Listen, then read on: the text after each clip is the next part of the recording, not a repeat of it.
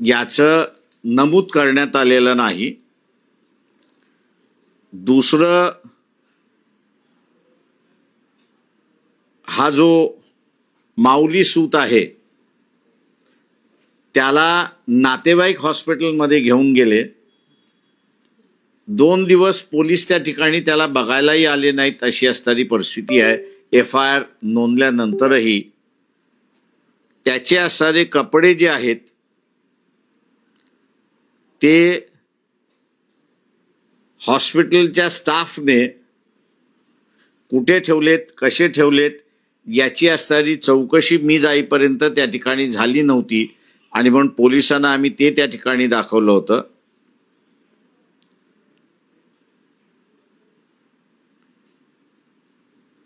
त्याच्यानंतर सायंकाळी 9 वाजता जे बोलवण्यात आलं होतं त्यावेळेस या माऊलीला चिठ्ठी आली होती की तुम्ही असताना 9 वाजता येऊन भेटा। तेव्हा ही चिठ्ठी सुद्धा कॉन्फिस्केट करण्यात आलेली नाहीये, तिची फक्त असताना झेरॉक्स त्या ठिकाणी घेण्यात आलेली आहे। तेव्हा पोलिसांना आम्ही सांगण्यात आले की ओरिजिनल त्याची असताना घ्या आणि ओरिजिनल घेऊन त्याची फिंगरप्रिंट एक्सपर्ट जे आहे त्या फिंगरप्रिंट एक्सपर्टला त्या ठिकाणी असताना रिफर करा, कारण का जेणेकरून ही चिठ्ठी कोणी लिहिलेली आहे, त्या मुलीने रोहिणीने लिहिलेली आहे की तिच्या वतीने कोणी लिहिलेले आहे याचा असताना चौकशी त्या ठिकाणी झाली पाहिजे अशी असणारी परिस्थिती आहे। माऊली सूतचा असणारा जो मोबाईल आहे तो मोबाईल जप्त केला पाहिजे होता, कारण का तो मोबाईल असणारा त्याला ज्या ठिकाणी मारण्यात आलं त्या ठिकाणी आणि मारणाऱ्यांनी त्याचा असणारा मोबाईल काढून घेतलेला आहे, तो जप्त केला नव्हता असं आमचं लक्षात त्या ठिकाणी आलेलं आहे। त्याच्याच बरोबर त्याला मारत असताना गाव जमलं होतं हे बरोबर आहे, पण कोणीतरी आय विटनेस आहे का याचाही शोध शासनाने त्या ठिकाणी केला नाही। ज्याच्याने त्याला मारण्यात आलेला आहे म्हणजे मोटरसायकलचं जे ॲब्झॉर्बर आहे किंवा रॉड आहे किंवा त्याचं सायलेन्सर पाईप आहे तो काढून त्याच्यातून ज्याला असताना मारण्यात आलेला आहे तेही कॉन्फिस्केट केलेलं नाही अशी असणारी परिस्थिती आहे। त्याच्याच बरोबर जे डॉक्टर होते त्या डॉक्टरांचं जे स्टेटमेंट घेण्यात आलं पाहिजे होतं की नेचर ऑफ इंजरी कशी आहे याचंही त्या ठिकाणी झालेलं नाही अशी असणारी परिस्थिती आहे। आणि सगळ्यात दुर्दैव म्हणजे तो अनकॉन्शियस स्थितीमध्ये असताना त्याला डिस्चार्ज दिलेला आहे अशी असणारी परिस्थिती आहे। घरातल्यानी स्वतःची असणारी 5 एकर जमीन त्या ठिकाणी विकलेली आहे आणि ती 5 एकर विकून त्याला दुरुस्त करण्याचा म्हणजे मेडिकल अटेन्शन देण्याचा असणारा प्रयत्न केला। त्याला शेवटच्या याच्यापर्यंत नर्स त्या ठिकाणी देखरेख करायला असणार होती, ती नर्सचं सुद्धा असणारं स्टेटमेंट अजून त्या ठिकाणी घेण्यात आलेलं नाही अशी असणारी परिस्थिती आहे। मी इथल्या सर्व राजकीय पक्षांना असणारा विनंती करणार आहे की ज्या पद्धतीने त्याला मारण्यात आलंय, घरी बोलवलेलं आहे आणि नंतर त्याला मारण्यात आलेलं आहे, हे ज्याला आपण असणारा म्हणतो की एका प्रकारचा असणारा एक ऑनर किलिंग आहे। स्वतःच्या जातीचं वर्चस्व या भावनेतून त्याला असणारं जे मारण्यात आलेलं आहे ते मी असणारा मानतो त्या ठिकाणी सिरियसनेस आहे। याला कुठल्याही राजकीय पक्षाच्या कार्यकर्त्याने म्हणा किंवा तिथल्या असणारे BJPचे आमदार आहेत, राष्ट्रवादीचे आमदार आहेत, काँग्रेसचे आमदार आहेत, ज्या कोणीही त्यांच्या कुटुंबाला त्या ठिकाणी असणारा भेट दिलेली नाही। मी माननीय मुख्यमंत्री यांना असणारा विनंती करतोय की महाराष्ट्रामध्ये असणारा अशा पद्धतीचं ऑनर किलिंग व्हायला सुरुवात झालं तर महाराष्ट्र आणि हरियाणा याच्यामधला काहीच फरक राहत नाही अशी असणारी परिस्थिती आहे. आणि म्हणून कुठल्या तरी मंत्र्यांना, पालकमंत्री असेल किंवा इतर कोणी मंत्री असेल, त्यांना त्या गावाला जाऊन त्या माऊली सूत ह्याच्या कुटुंबियांना भेट देऊन शासनाने त्यांना असणारा मदत त्या ठिकाणी करण्यात यावी. दुसरं ह्या सगळ्यात ह्याच्यामध्ये महत्त्वाचं आहे की ऑनर किलिंग ज्या ठिकाणी असणारं होतं त्या ठिकाणी शासनाने कुठल्याही पद्धतीचं धोरण आखलेलं नाही अशी परिस्थिती आहे. तेव्हा शासनाला आम्ही असणारं विनंती करतो की जी SC STच्या संदर्भातलं असणारं अत्याचाराच्या संदर्भातलं किंवा त्यांचा असणारा खून करण्यात आल्याच्या संदर्भातला जो GR काढण्यात आलेला आहे तो GR जशाचा तसा या ऑनर किलिंग जे आहे त्या ऑनर किलिंगला सुद्धा त्यांनी लावण्यात यावा. अन्यथा कुटुंब जे आहेत ते फायनान्शियल बर्डनमध्ये त्या ठिकाणी अडकत जातील आणि पुन्हा खातं पितं एक कुटुंब पुन्हा दारिद्र्य रेषेकडे आपण ओढतोय अशी असणारी परिस्थिती त्या ठिकाणी होणार आहे. तेव्हा महाराष्ट्रातल्या जनतेचा मी असं आवाहन करतोय की प्रेमातून जे असणारा खुनाचा प्रकार असणारा होतोय तो आपण थांबवण्यासाठी पावलं उचलली पाहिजेत. पक्षाच्या वतीने जी मदत आहे ती पूर्ण मदत आम्ही त्यांना असणारं त्या ठिकाणी देतोय. पण शासन या सूत यांच्या पाठीमागे आहे हा संदेश तिथे गेला पाहिजे. आणि म्हणून मी म्हटलं की मंत्री म्हणा किंवा मुख्यमंत्री म्हणा कोणीतरी जाऊन त्या ठिकाणी भेट देणं गरजेचं आहे असं मी त्या ठिकाणी मानतोय. आपण आता विचार. आतापर्यंत मुख्यमंत्री असतील किंवा मग इतर तिकडचे स्थानिक नेते असतील त्यांनी याबाबतची दखल घेतलेली नाही. सातत्याने अशा प्रकारची प्रकरणं महाराष्ट्रात वाढताना दिसतात. बीडचं तुम्ही उदाहरण सांगितलं तशी अजून इतरही उदाहरणं आहेत. मात्र याबाबत शासन लक्ष घालत नाही का? शासनच फूस असं घालते किंवा स्थानिक नेत्यांकडे अशी फूस घातली जाते त्याच्यामुळे अशी प्रकरणं दाबली जातात. मी असं म्हणेन त्याच्यामध्ये की ह्याच्यामध्ये आमदार जे आहेत त्या मतदारसंघातले आमदार सुद्धा त्या कुटुंबाला भेटायला गेले नाहीत अशी असणारी परिस्थिती आहे. ॲडमिनिस्ट्रेशनवरती दबाव आहे हा सरळ सरळ मला त्या ठिकाणी असणारा दिसला. कारण जी काही लॅक्युना आहेत ह्या सगळ्या ह्याच्यामध्ये त्या लॅक्युना असणाऱ्या पोलिसांवरती कारवाई जी झाली पाहिजे होती ती कारवाई अजिबात त्या ठिकाणी दिसत नाही अशी असणारी परिस्थिती आहे.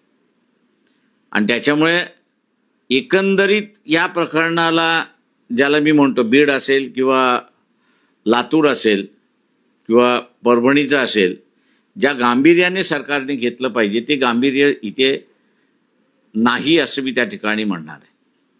ज्या प्रकरणामध्ये त्या मुलीचे जे कुटुंब आहे सातत्याने त्या मुलाला धमकी देत होतं, वेळोवेळी त्याला मारहाण करण्याचा प्रयत्न करत होते. या संदर्भाच्या तक्रारी पण त्या स्थानिक पोलीस स्टेशनमध्ये करण्यात आल्या होत्या. मात्र याबाबत कुठली तसदी त्या पोलिसांनी घेतली नाही. त्यामुळे एवढं मोठं प्रकरण घडलं.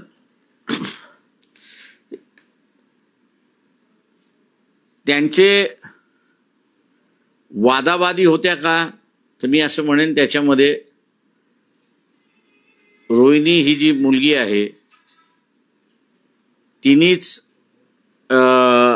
माऊली सूत ह्याच्याबरोबर आपलं लग्न झालं पाहिजे हा आग्रह होता. मुलाच्या आईवडिलांनी हे सांगितलं की आपल्याला हे असणारं शक्य नाही आहे, आम्हाला ते असणारं झेपणार नाही. सकाळी जाऊन सांगून आलेले आहेत आणि संध्याकाळी ही घटना घडलेली आहे. त्याच्यामुळे मी असणारं म्हणतोय की ही ऑनर किलिंग आहे. जे मुलाच्या आईवडिलांकडून तिथे प्रयत्न चाललेले आहेत परंतु त्याला बोलून नंतर मग मारण्यात आलेल्या अशी असणारी परिस्थिती आहे. सर या आपण जर पाहिलं तर बीडची प्रकरणं असतील त्यात स्थानिक आमदार असतील किंवा मंत्री असतील एका सत्ताधारी पक्षातलेच आमदार असतील हे थेट बोलताना पाहायला मिळतात. पण ज्यावेळेस अशा ऑनर किलिंग सारख्या घटना किंवा जिथे राजकीय फायदा होत नाही त्या ठिकाणी नेते बोलत नाही असं तुम्हाला वाटतं का? नेते बोलतच नाही आहेत. जे राष्ट्रवादीचं कुठलं म्हणजे दोन्ही राष्ट्रवादीचं स्टेटमेंट नाही, काँग्रेस पक्षाचंही स्टेटमेंट नाही, एकनाथ शिंदे शिवसेनेचंही स्टेटमेंट नाही, उद्धव ठाकरे यांचंही स्टेटमेंट नाही, किंवा त्यांचे कार्यकर्तेही तिथे त्या कुटुंबाला भेटायला गेले नाहीत, अशी असणारी परिस्थिती आहे. बीडची घटना असो, परभणीची असो किंवा ऑनर किलिंगच्या या घटना असो, एकंदरीतच गृह मंत्रालयाच्या सक्षमतेवर प्रश्नचिन्ह उभं केलं जात आहे. तुमचं मत काय? विरोधक गृहमंत्र्यांना घरात पकडतात, कारण मुख्यमंत्री तेच आहे, गृहमंत्री. मी असं म्हणेन की गृह मंत्रालय जे आहे किंवा पोलीस खातं मी असं म्हणेन, किंवा ॲडमिनिस्ट्रेशन असं मी म्हणेन, हळूहळू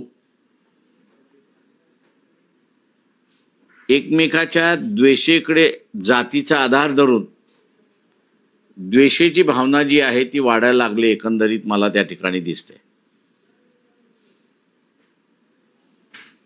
प्रत्यक्षात अप्रत्यक्षात मला वाटतं ॲडमिनिस्ट्रेशनमध्ये बीड असेल, परभणी असेल आणि लातूर असेल, आता हे शिरताना दिसते, हे मी असं नमूद करू शकतो. आणि हे सगळ्यात वाईट आहे असं मी त्या ठिकाणी मानतो. अनेक घटना झालेल्या आहेत, ते भेट झालेले, रिप्रेझेंटेशन झालेलं आहे, सगळं झालेलं आहे, परंतु तुम्ही ह्या प्रकरणात का आलात असा प्रश्न मला आतापर्यंत कोणी केला नाही.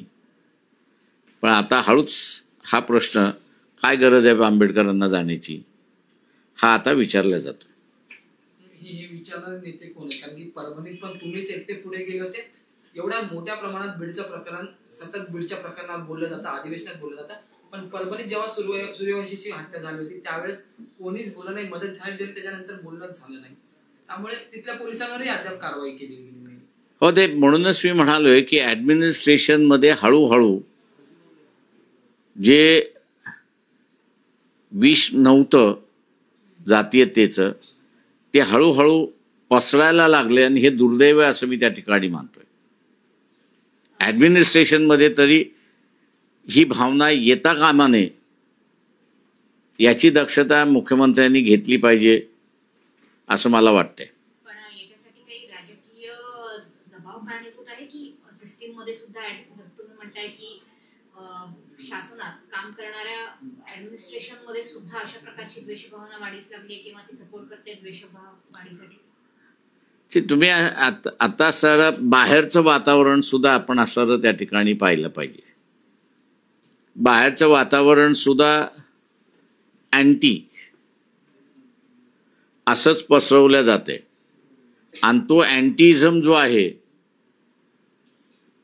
तो मग कुठेही तुम्ही त्या ठिकाणी जोडला जाऊ शकतो. तो आता असणारा वंजारी मराठा काहीच होण्याची गरज नव्हती त्याच्यामध्ये, पण ती तिथे औरंगाबादमध्ये, बीड जिल्ह्यामध्ये झाली. आता दुर्दैव मी असं म्हणेन की बीड जिल्ह्यातल्या गाडी मालक जे आहेत ते बाहेरच्या जिल्ह्यामध्ये गेले की ती गाडी हमखास बाजूला काढून पूर्णपणे चेक केल्या जाते. आता ही जी सिस्टम कोणीतरी सांगितल्याशिवाय नाही. नाही, आता ती गाडी बाहेर जेव्हा जाते ती कुठल्या समाजाची आहे ही तुम्हाला माहित नाही. इन जनरल बीडचा नंबर दिसला 23, ती परभणीत दिसो, औरंगाबादमध्ये दिसो, पुण्यामध्ये दिसो, मुंबईमध्ये सुद्धा दिसो, बाजूला घेऊन तिला चेक.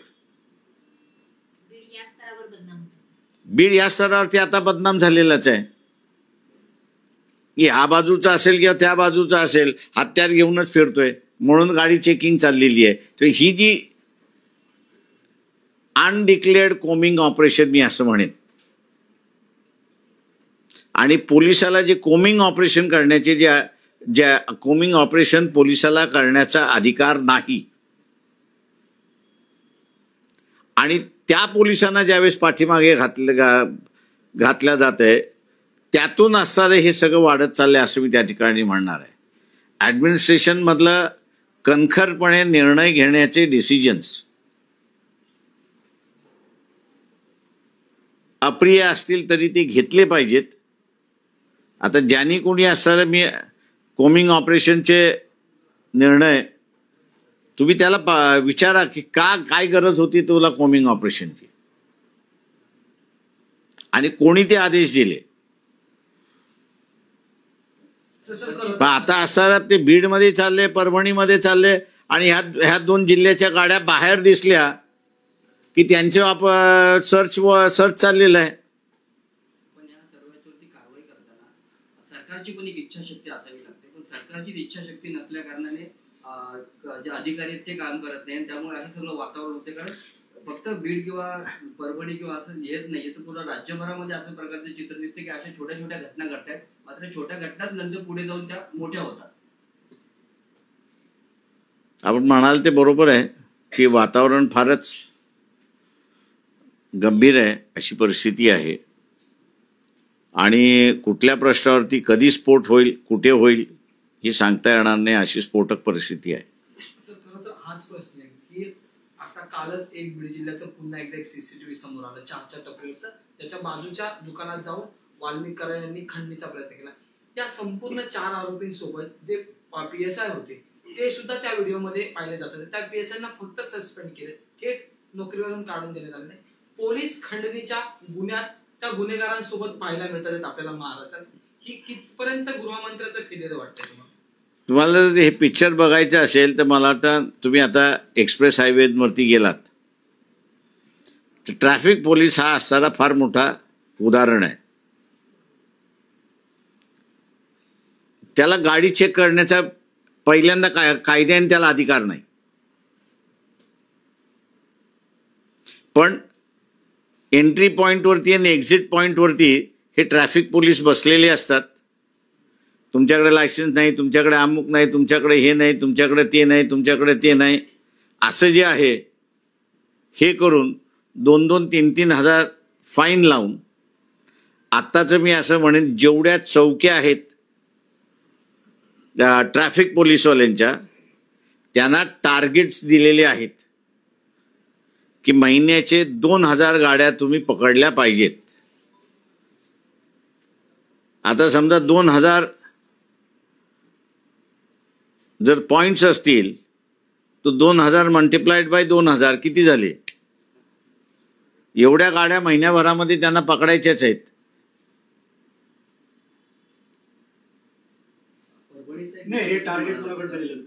हे होम मिनिस्ट्रीकडून दिलेलं टार्गेट आहे, माझा आरोप आहे हा.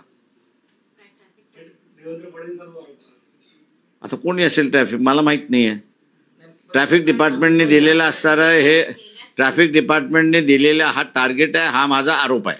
गेल्या सरकारमध्ये सुद्धा असा आरोप झाला होता की 100 कोटींचं टार्गेट देण्यात आले आणि अनिल देशमुखांच्या बाबतीत ते आरोप झाले, नंतर त्यांना राजीनामा द्यावा लागला आणि नंतर त्याची चौकशी सगळा इतिहास आपल्याला माहिती आहे आणि ती केस दाबण्यात आली पुन्हा.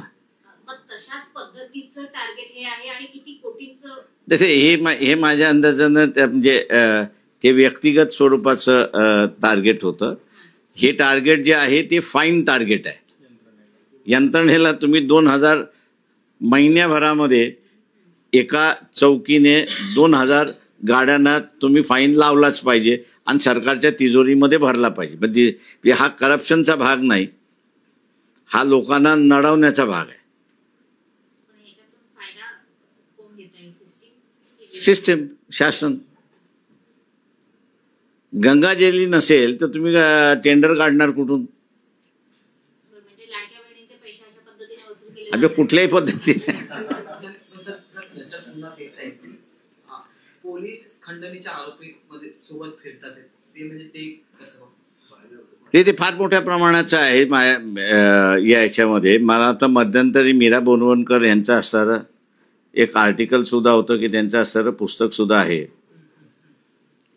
दुर्दैवाने असणारे त्या पुस्तकामधलं मी मिसिंग असं म्हणेन की त्यांनी तो फोटो टाकला पाहिजे होता की दाऊदच्या पार्टीमध्ये मंत्री कोण होते, आमदार कोण होते, मुख्यमंत्री कोण होते, त्यांनी तो फोटो टाकला असता तर फार बरं झालं असतं असं मला वाटते.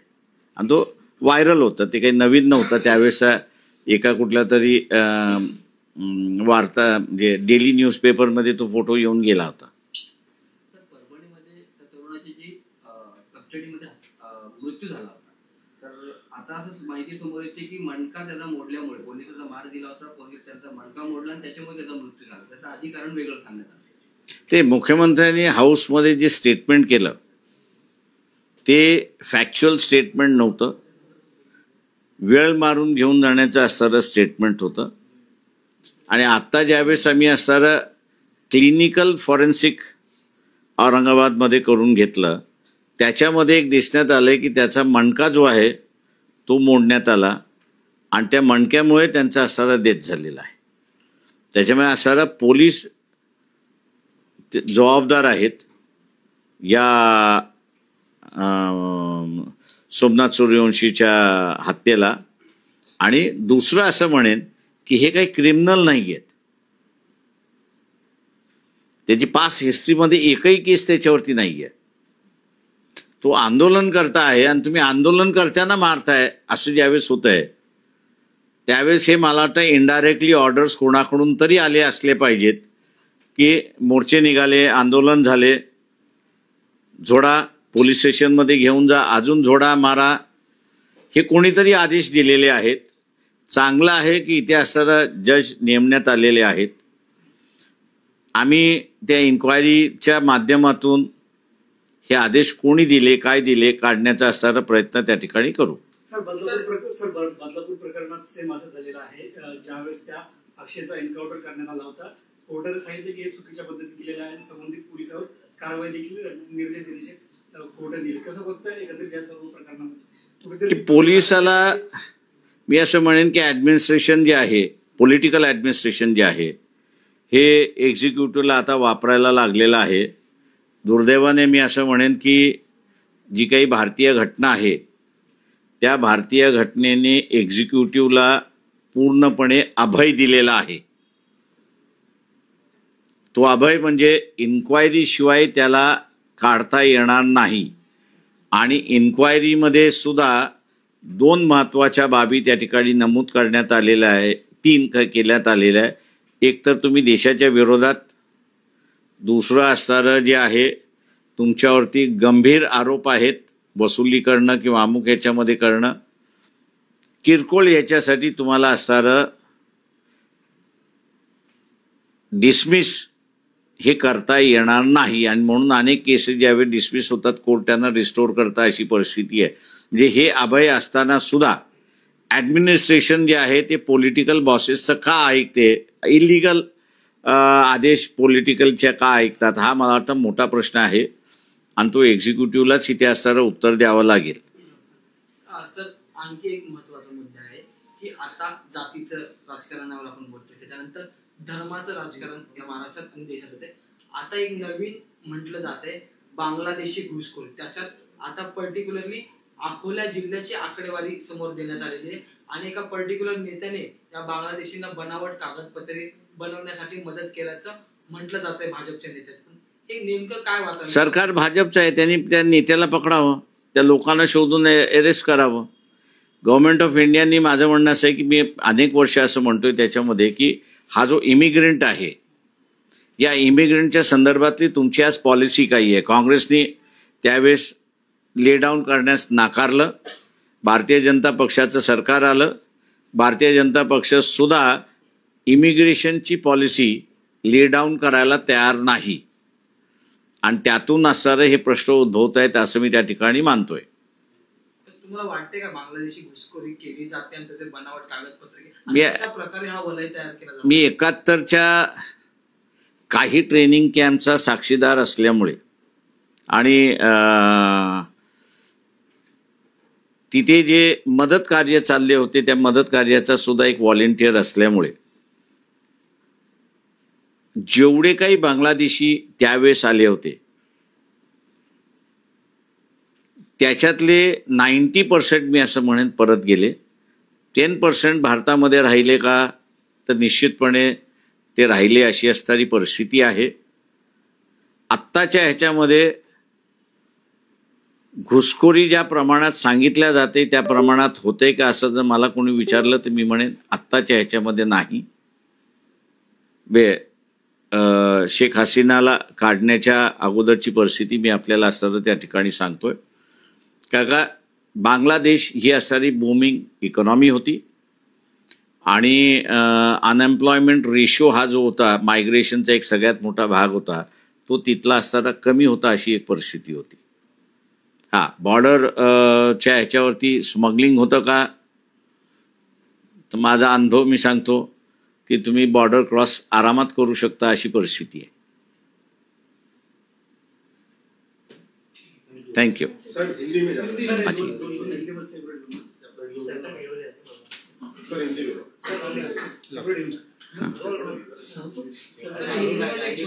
हाँ, माउली सूद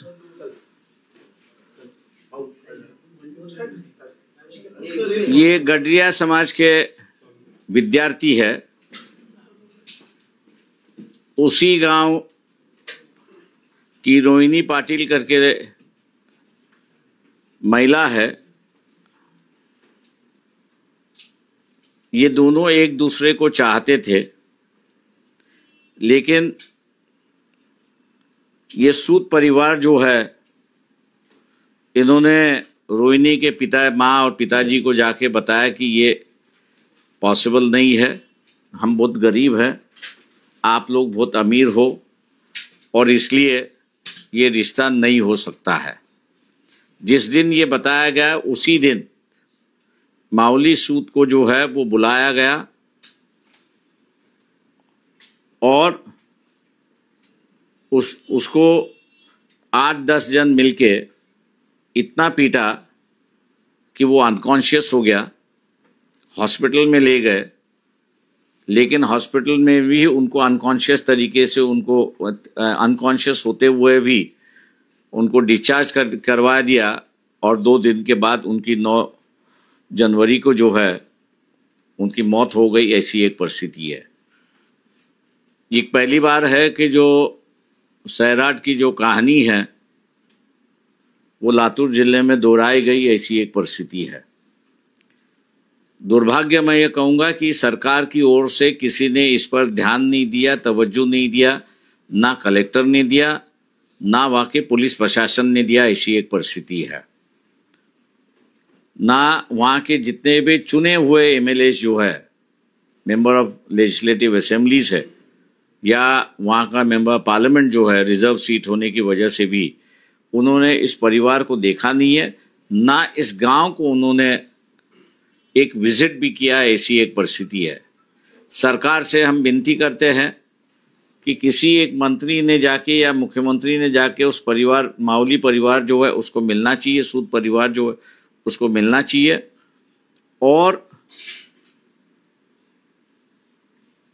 अपने आप में लड़ने के बजाय जिस तरह एससी और एसटी के लिए सरकार जो है सुविधा देती है ऐसे मामलों में, वही सुविधा जो है ये ऑनर किलिंग के मामले में भी उस परिवार को मिलना चाहिए और उस तरीके का जो है वो अमेंडमेंट उस जीआर में होना चाहिए. ऐसा हम लोग यहाँ पर मांग कर रहे हैं.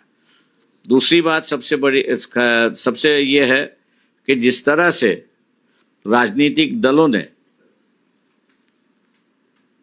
बीड़ का मामला उठाया है, उसको लगातार आंदोलन कर रहे हैं.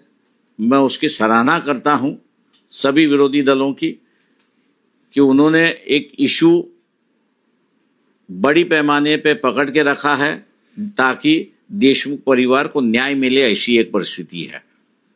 लेकिन जहां परभनी की बात हो या लातूर की बात हो, मुझे राजनीतिक दल जो है उदासीन वहां पर दिखाई देते हैं. ना उसकी फिक्र है, ना उसको चिंता है. ऐसी एक परिस्थिति है. मैं राजनीतिक दलों के नेताओं से भी अपील करता हूं कि ये जो सिलेक्टिव न्याय देने की जो परंपरा है, इसको आप छोड़ते हुए इंसानियत के मामले से हम लोग अगर इन समस्या को देखेंगे तो मैं मान के चलता हूं कि आज जो माहौल बनते जा रहा है, ये माहौल मैंने कभी अपनी 40 साल की राजनीति के आयु में एडमिनिस्ट्रेशन में कभी देखा नहीं, या वहाँ पर कभी बात करते हुए भी ये देखा नहीं कि हम किस जात के हैं और कौन से जात को हम लोग मदद करना चाहिए. हाँ, ये बात सही है कि प्रमोशन के वक्त मुझे प्रमोशन मिलना चाहिए, इसको नहीं मिलना चाहिए, बस उतना ही चलता था. लेकिन उसके बाद में माहौल जो है वो अपना सीधा होता था. ऐसी परिस्थिति है. लेकिन इस बार जो है मैं ये कहूँगा कि एडमिनिस्ट्रेशन भी अब मैं किस जात का हूँ और मेरे खिलाफ कौन है, ऐसा एक सोच जो है वो आने की शुरुआत हो चुकी है।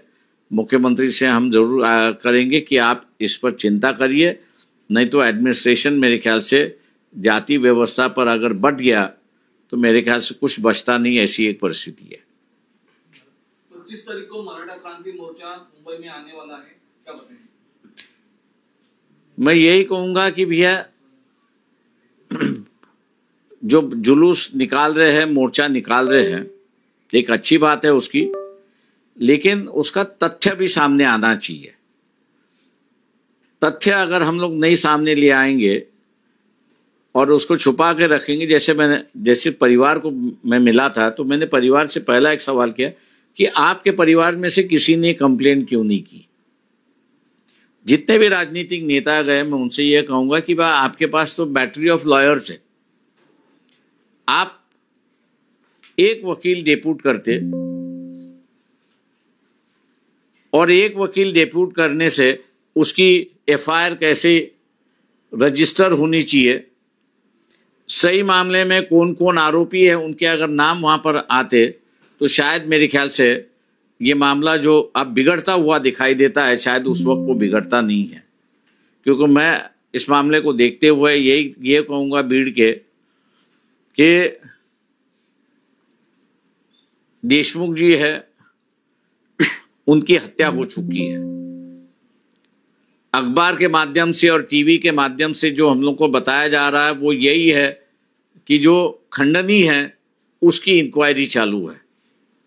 मेरे समझ में नहीं आता है कि राजनीतिक दल जो जुलूस निकाल रहे, आंदोलन कर रहे हैं, खंडनी का मामला है तो है, लेकिन उसके साथ साथ ये हत्या का भी मामला है।